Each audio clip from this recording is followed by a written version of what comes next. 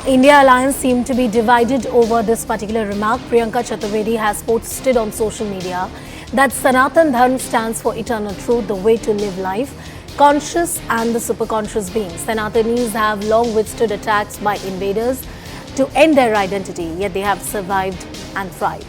The country's bedrock, which is linked to Sanatan Dharma, has been of inclusiveness of all faiths and identities. Making derogatory comments against it is ignorant of what it stands for. Anjali with us on the broadcast. Anjali, what has Priyanka Chaturvedi said on social media? Tell us about it. So, Anusha, the opposition front seems to be divided on the remark that was made by Udayanithi Stalin. On one hand, we have Karti Chidambaram who backed Udayanithi Stalin, whereas on the other hand, we have this latest reaction coming in from Shiv Sena UBT MP Priyanka Chaturvedi, who has tweeted out saying that Sanatan Dharma stands for eternal truth, the way to live life, the conscience and being.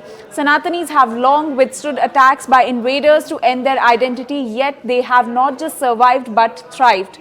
The country's bedrock, which is linked to Sanatan Dharma, has been of inclusiveness of all faiths and identities. Anyone making derogatory comments against it is ignorant of what it stands for. So clearly, Priyanka Chaturvedi has tweeted out now against the remark that was made by Tamil Nadu Minister Udayanithi Stalin on Sanatan Dharma, and she has in fact said that anyone making derogatory comments against Sanatan Dharma is ignorant of what it stands for, and she has also mentioned what exactly Sanatan Dharma means. Back to you, Anusha.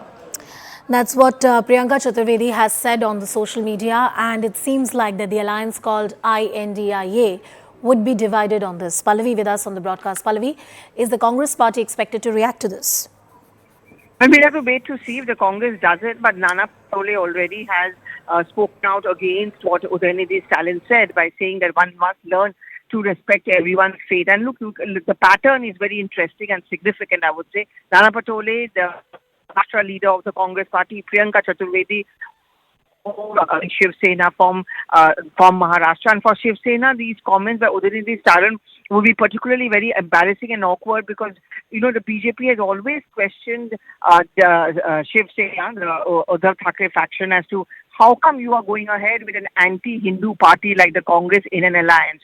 So for its own political survival, for its own political ethics, I think the Shiv Sena, Uddhav Thackeray faction certainly does understand that they need to distance themselves from Udayanithi Stalin's comments, and that is exemplified in the statement which has come out from Priyanka Chaturvedi. And I think the Congress party at the national level would certainly not be very comfortable. But state unit, DMK is one party on which the Congress really relies on. So one understands why Karti Chidambaram's stand is coming in from, but at the national level, certainly it's an embarrassing and awkward situation for the Congress. It's an embarrassing and awkward situation for the Congress party. Pallavi, going forward, what they say at the national level would be interesting to watch out for. Purnima Murli is also with us on the broadcast. Purnima, it is true that Udayanithi Stalin did not make a call for genocide. That's what he's arguing. That's what his moot argument really seems to be. But as far as his overall comments on Sanatan Dharma are concerned, is it the first time that he's making comments like these? Because there were certain observations on social media that leaders from the DMK have spoken on the Sanatan Dharma in this tone and tenor even earlier.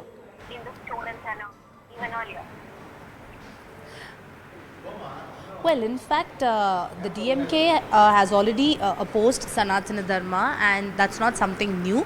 However, eradicating Sanatana Dharma, that remark by Udayanithi Stalin on Saturday sparked controversy. In fact, we've seen a lot of opposition, not just from political circles, but also on social media from the people saying that such remarks are uncalled for, many condemning it, not just from the BJP, but also some of the public have in fact hit back at Udayanithi Stalin for that video.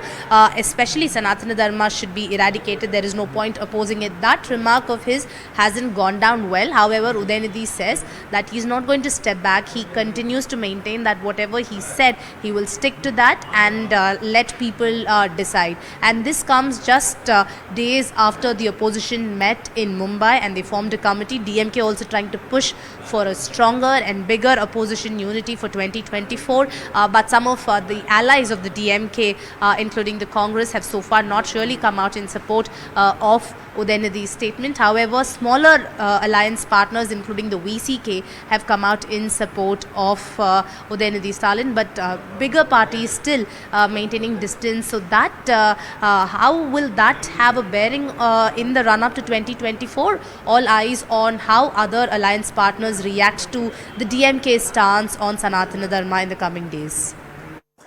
Pallavi continues to be with us on the broadcast. Pallavi, as far as the national politics is concerned, as far as BJP is concerned, these are the kind of remarks that they would take to town. In fact, you already have a BJP leader who has asked the governor's permission to prosecute Udayanidhi Stalin. But at the national level, to hit out at the INDIA, this is exactly the perfect plank for them.